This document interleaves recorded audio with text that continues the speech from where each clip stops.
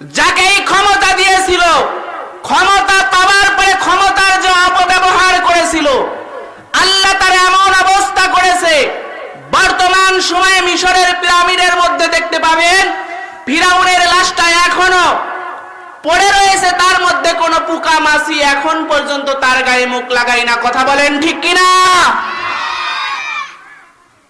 অথচ বাংলাদেশে এমন একজন লোক ছিল যে ক্ষমতায় আসার পরে বাংলাদেশের 1 নয় 2 নয় 57 জন দেশপ্রেমিক সেনাবাহিনীকে অবৈধভাবে হত্যা করে শহীদ করেছিল। কথা বলেন ঠিক কিনা? শুধু তাই নয়, যখন তার ক্ষমতায় আসে 2013 সালে শাপলা চত্বরে 1 নয় 2 নয় হাজার হাজার তাওহীদি মুসলমানদেরকে রাতের বেলায় আলো বন্ধ করে হত্যা করে। কথা বলেন ঠিক কিনা?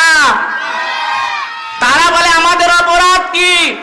আমরা বলতে চাই তোমাদের অপরাধ কি শুনে রেখে দাও।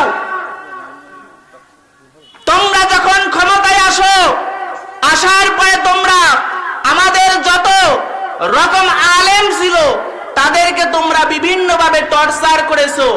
এমনকি যে ব্যক্তি শুধু বাংলাদেশ নয় সারা বিশ্বের মধ্যে কোরআনের পাখি হিসাবে পরিচিত, তাকে তোমরা চিকিৎসার নামে হাসপাতালে ইনজেকশনের মাধ্যমে হত্যা করেছো। কথা বলেন ঠিক কিনা?